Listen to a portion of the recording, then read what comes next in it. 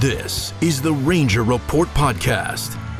News, insights, predictions, interviews, and information about the Texas Rangers from the major leagues to the minor leagues. And now, here are your hosts, Ben Dieter and CJ Berryman.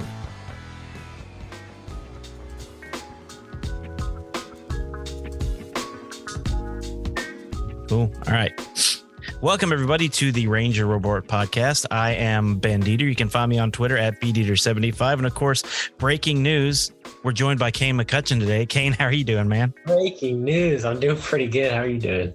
Oh, maybe that's not the breaking news people expected, you know. Hey, have you heard the Rangers hired a manager? The Rangers hired a manager. Bruce Bochy is now a Texas Ranger. Well, when you were younger, you were what, like 7 or 2 when the Rangers went to the World Series? So I was 5. 5. Okay. They Bruce Bochy, of course, beat us for the first World Series as a San Francisco Giants manager. So for you, I guess that doesn't mean as much as it does to some of us older fans that were alive and ready to go. But I always thought it would be cool to have him here because of his reputation. And, you know, of course, after that, he went on to win 2 more. So obviously he can put a pretty good team together. Yeah, I mean, anytime you can get a guy like that, I think like just being one of the greatest managers of all time. And I tweeted out the other day, I said, I think the Rangers being able to unretire one of the greatest managers of all time says something about the direction that this organization is headed. Like, this is serious. Like, they're going to start contending. Yeah, and Bochy said that it didn't take him very long at all to decide that Texas was a good fit for him. He said it was basically the minor league system. And then, of course, the core players they have. He said, we're just a group of guys that he could see himself winning with. Yeah, no, definitely. And I loved his press conference. Honestly, I thought he did really well, and I'm excited for it. I'm excited for the style of play. I'm sure we'll talk about that, but that was probably my main takeaway. And then, you know, he's all in. He said that I'm all in. I'm excited for this era, honestly. I am too. And again, it's the first time since 2002, I think, that they've hired a manager before 2002, I think, that they've had a manager that had previous major league experience before he came to the Rangers. Yeah. No, yeah, you're not wrong. And they've never had a manager that won a World Series as a manager. Yeah. This is the first one. So I'm really excited, honestly, excited to, you know, obviously get to know him, as he seems like a very fun, you know, guy to interview. Yeah. And I'm excited for what he's going to bring for sure. Yeah, I'm sure he'll be on that other podcast, the Rangers Today baseball podcast soon. And I've reached out. I don't know if we'll get him or not, but I figured why not take a shot at it? And if we can get him on here, that would be great. That would be cool. Yeah. I mean, the worst they're going to do is not answer me. And, you know, I can live with that. So for sure. Yeah, we had what, Cole Reagans for 150. That was pretty fun. Yeah. He was good. I was listening to, I'm not going to lie. I've been listening to y'all's podcast at lunch sometimes. Hey, cool. I'll take it, man. I'll take it. When I'm working and I just need to throw something on, I don't want to listen to my own podcast. No, it's funny because sometimes I forget you're still in high school, because I was going to text you and see if you were going to Bruce Bochy's press conference. And I remembered, no, wait, he's probably in class. Unfortunately, yeah, I did have class that day. Because that was a morning press conference. So yeah, it was at 11 a.m. sharp. I still listened while I was at school and, you know, did my notes and everything, but unfortunately I couldn't make it. And that was Ben's day to write an article for Dallas Sports Nation. So I kind of at least I had a nice, easy article to write. All I had to do was listen to the press conference and write about it. It was pretty simple. Yeah, for sure. I like those. All right. So, sorry, I got a text there. That's great. That's great, right? Looking at your phone during a podcast. Anyway, so speaking of that, they do not have a pitching coach yet. And I thought we'd talk about this because I thought it was interesting that Mike Maddox decided not to re-up with the St. Louis Cardinals, which means he is now available. And I saw him at Do It for Durrett a couple of weeks ago in the Dallas area at that event. So I'm just wondering, I mean, if you look at their ERA during the time that he was the pitching coach, it is 6 of the best years Rangers pitching has ever had. So what are your thoughts on possibly Mike Maddox coming back to Texas?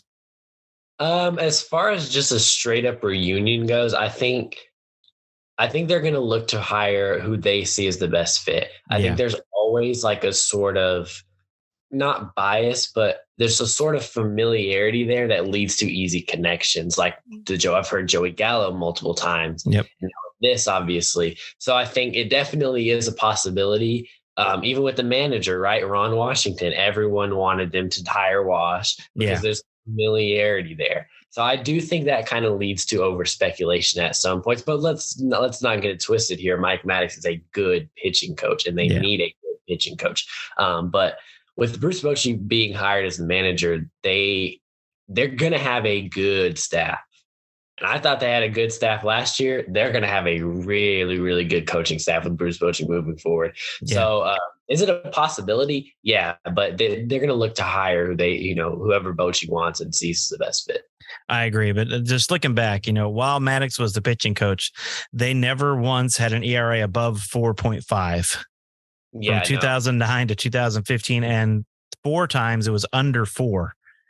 And since then, they've only had an ERA below 4.5 twice. And one of them actually was 2022, this last year.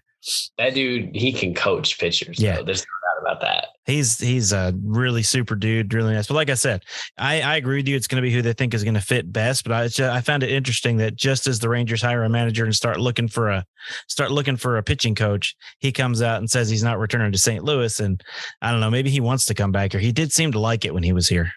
Yeah, no, that is an interesting point. And also I want to bring this up because I didn't bring it up during when we were talking about the Bochy press, was like, he's kind of like not an old school guy, but like he coached here in the 2010s. One thing that I love that Bochy said was, I wrote this down too, is he brought up his 3 keys to managing. Number 1 was fundamentals. He said, we're going to field the ball and we're going to run the bases well. Well, let's look back at last year. What did the Rangers not do well? Field the ball and run the bases. They didn't do either as well. So I'm really excited to watch him bring that back. And I do think that's going to flow down to his staff. I have always said, this is like the 2010s era, like the era of baseball I grew up in, that style of play. I always liked that. I think that style of play suits this Rangers team really well. Yeah, because you grew up with the Rangers actually being good. So these last 6 years for you are the outlier, where to me, it was, almost 20 years of no good play before I got those 2 World Series appearances. But for your generation, though, it's true. You guys grew up and they were good. Like they were good from the time you can remember watching baseball. When me growing up watching 2011 through, I started watching in 2010, but when I started really watching was 2011 through the 3 years of 2011, 2012, and 2013. I just remember watching every game when I was a little kid, and that style of play, even looking back on that style of play, it was just whoa, you had your leadoff hitters, you had Ian Kinsler setting the table, then you had your, David Murphys, your Elvises, your contact guys, and then you had your power guys, Hamilton. That style of play, I think, I really would like to see them kind of go back to let's field the baseball and let's steal bases and see what happens. Let's create runs and not always try to hit home runs. Not saying that they did always try to hit home runs last year, but I want to see some of that style, how Bruce Bochy won with the Giants. I would love to see that.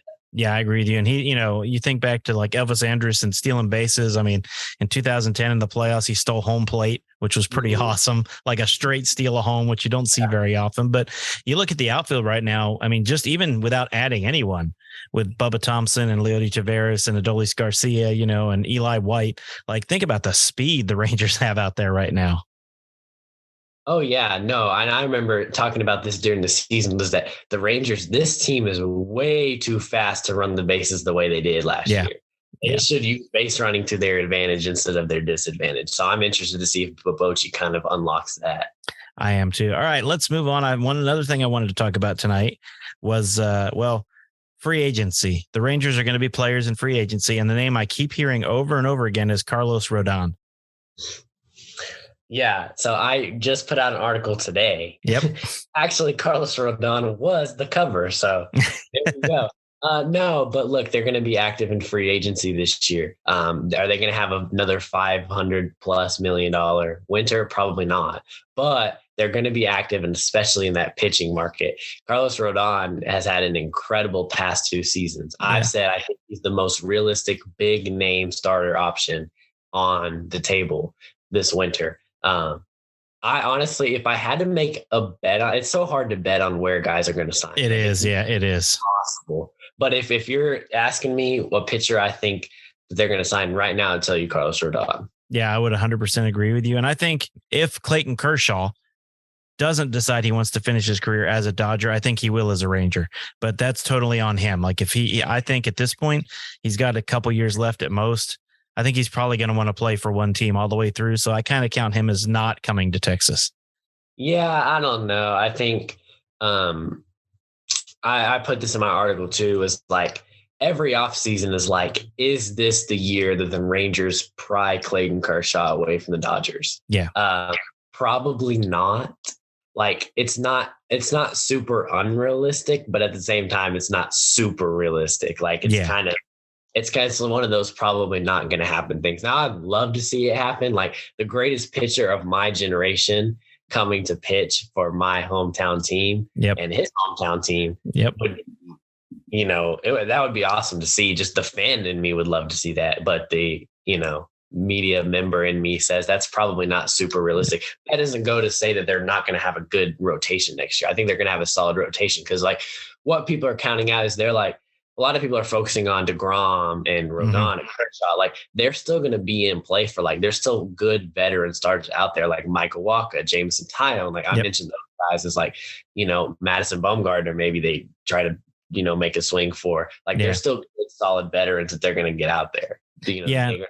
Honestly, I think you're right. I think Rodon is he's the big fish they're going to get. I think if they sign any more free agents, it'll be like the Mike Minor, Lance Lynn, take a chance on you kind of guys. I think the majority of pitching besides Rodon is going to come through trades. I wanted to talk about that too, because you look at the Rangers minor league system, it's ridiculously good. Like I'm working on a top 20 prospect list right now on my Ranger Report website. And it's like hard. I mean, I'm looking at like all these different ones and so many people have so many different players in so many different spots because they're so good, but the Rangers have way too many infielders and they have way too many starting pitchers in the minor leagues. And that's a problem you want to have. So they have the opportunity, I think, to bring in anyone that's available on the trade market. Yeah, no, they definitely do. I mentioned that in my artitle too, was when I was predicting the rotation, I was like there's still guys out there like Corbin Burns and Shane Bieber. Like the Rangers, if we were to last trade deadline, we were talking about a Soto trade. Yeah. Like the Rangers have the pieces to go out and get pretty much, almost anyone that they want. People are talking about an Ohtani trade right now. Yeah. Like you have the pieces to do it. But I think going back to like your Mike Minor and, Lance Lynn type of things, like that's part of that is the reason that their farm system is so good. Yeah. Like they took a chance. Think about it. They took a chance on Mike Minor and turned it into Dustin Harris and other prospects, right? Yeah. Like you take a chance on guys and say what you want about the Rangers past the 5 or 6 years, but they've taken chances on a lot of guys and it's paid off. Yeah, so, I think. Go ahead. You're good. I think my next Dallas Sports Nation article I'm working on is going to talk about some of these guys we got in some of the trades over the last few years, because people keep complaining they haven't done anything over the last few years, but we've gotten a lot of really good prospects over the last 3 years through dealing guys they took chances on. No, yeah, we definitely haven't. Going back to your original question, this was in my article too, but it's like, well, I did 3 headlines to watch out for in the offseason. And one of them was, how's the farm system going to look after this offseason? Because it's going to change. Like, you have some good players. Like, I can't remember the exact number, but take your top 10, for example. 5 of your top 10 prospects are pitchers. You can make a whole rotation out of those guys. You don't need to, right? Like, not all those guys are going to stick. You got an overcrowding in the infield.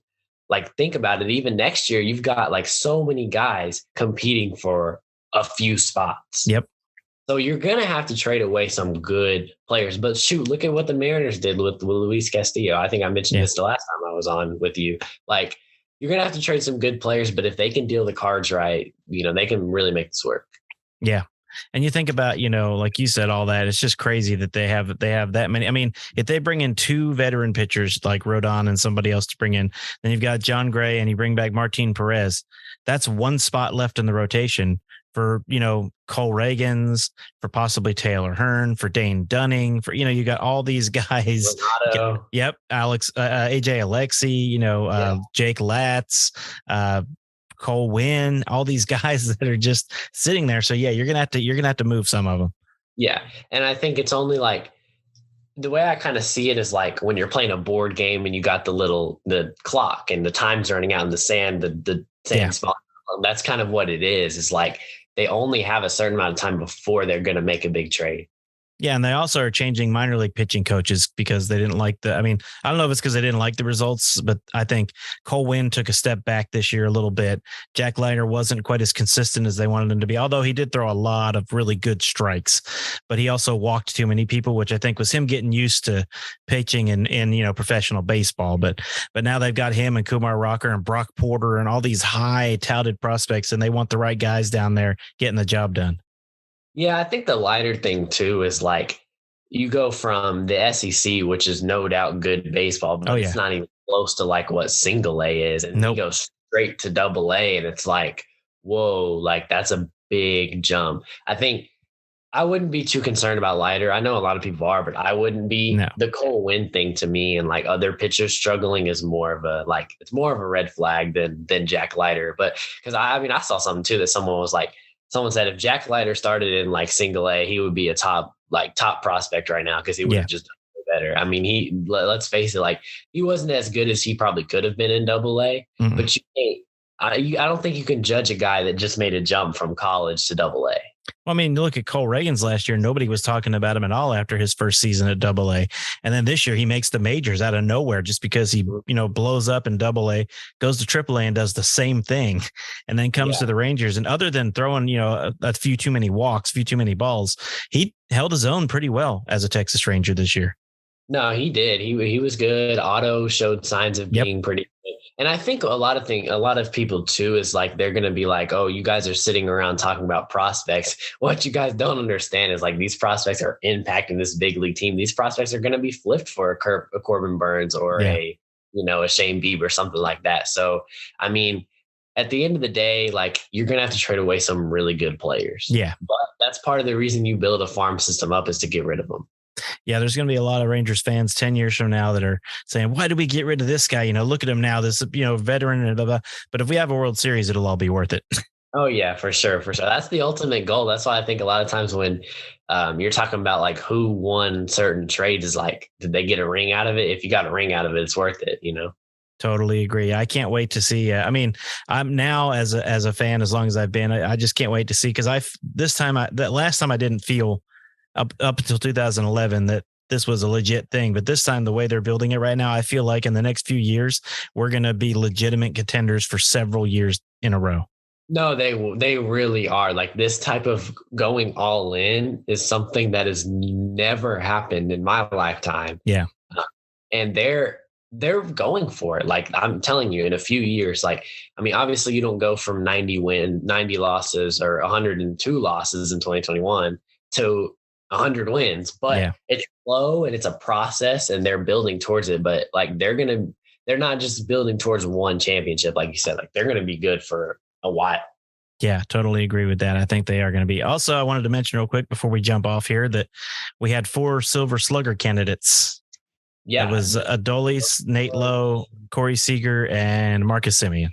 Yeah, the 4 main leaders of your offense, right? Like I remember hopping on not that long ago, we were talking about 3 stars of the offense. Like, well, there should be 4 stars of the offense. So the 4 main people that led your offense are Silver Slugger finalists. And it's just cool. I mean, it's obviously not, I'm sure these guys would have rather, won something as a team that dominated Silver Slugger. Like, it's not a crazy deal, but, it's still good to see, those guys getting some recognition because, like, all 4 of them had really, really good seasons. And for me, it's fun to see, especially you think about the month of April for Corey Seager and how everyone said that trade was a bust. And, oh my gosh, I can't believe, he pulled the wool over the Rangers' eyes and all that. And then if you take away the month of April, that dude had a phenomenal baseball season offensively. Yeah, no. And Semien, Seager, like they were, struggling at the time. Like, remember when y'all were asking if Marcus Semien robbed the Rangers? The dude couldn't hit anything in April. And he could not. He had a good season, and Seager was good a lot of the time. Like when Seager was on, you couldn't get him out. Nathaniel Lowe was consistent through the year. One thing I did think about today was I was listening back to my interview with you guys whenever I covered my first game I think that was in April or May. And we were talking about how good Nathaniel Lowe was then. Yep. And he just continued like consistency. This team needed consistency. They got it from him. Adolis was like, oh, he's a 1/2 wonder, or he was only good in the first half, and then bam, shut those claims down. So Well, a lot of us, you and me included, said that both Adolis and Nate Lowe had to prove that they belonged this year, and both of them, I think, blew that out of the water. I think Nate has showed he's going to be your first baseman, and I think Adolis has worked his way into that starting outfield spot. Yeah, that's going to be interesting. I'm really interested to see. I know we said that this year, this is kind of unrelated, but I know we said that this year was a make or break year for Leody Taveras. I'm really interested to see what he does next year. Yeah. It was like he showed flashes that we've never seen before. Yeah. But I really want to see what next year is going to look like for him. But with those three in the outfield and Eli White as number 4, if he winds up staying around, that is going to be the fastest outfield in all of Major League Baseball. It is. That's really interesting because one thing I did mention in my article was like, which middle of the order bat are they going to grab? Because Ray Davis is talking about getting a middle of the order type of bat, and that's likely an outfielder. Yep. So I'm interested to see what people think about it, because if you do, okay, let's say you go grab an Andrew Benintendi, that's worth it, right? Yeah. But in the sense, you take away spots from other guys, so it's interesting. I agree. All right. Go to DallasSportsNation.com to read both Kane and my writings and other people. Go to therangerreport.com to read other junk and listen to these podcasts, and find us on Twitter and find us on Facebook. Kane, what's your Twitter handle?